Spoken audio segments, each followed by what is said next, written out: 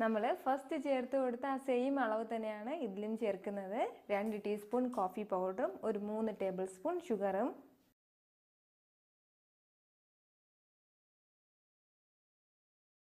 ഇതിലേക്ക് ഇനി നമുക്ക് 1 ടേബിൾ സ്പൂൺ വെള്ളം ചേർത്ത് കൊടുക്കാം. നമ്മൾ നേരത്തെ സ്പൂൺ വെച്ച് മിക്സ് ചെയ്തപ്പോഴത്തേക്കും 1 ടീസ്പൂൺ ആയിട്ട് വെള്ളം ഒഴിച്ചതുപോലെ നമ്മൾ ഇതിൽ ചേർക്കേണ്ട കാര്യമില്ല. ഇതിൽ ഡയറക്റ്റ് ആയിട്ട് തന്നെ നമുക്ക് വെള്ളം ആവശ്യത്തിന് ചേർത്തിട്ട് നമുക്ക് മിക്സ് ചെയ്താൽ മതിയാവും. ബീറ്ററിൽ ഞാനിപ്പോൾ ഒരു ഹുക്ക് ഇളക്കി മാറ്റിയിട്ടുണ്ട്.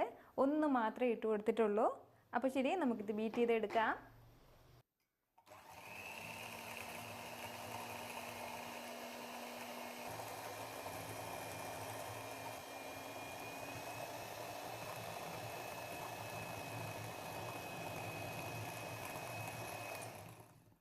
ഒരു 10 സെക്കൻഡ് കൊണ്ട് തന്നെ ഇതുപോലെ നല്ലതുപോലെ മിക്സ് ആയിട്ട് കളർ ചേഞ്ച് ആയിട്ട് വന്നിട്ടുണ്ട്.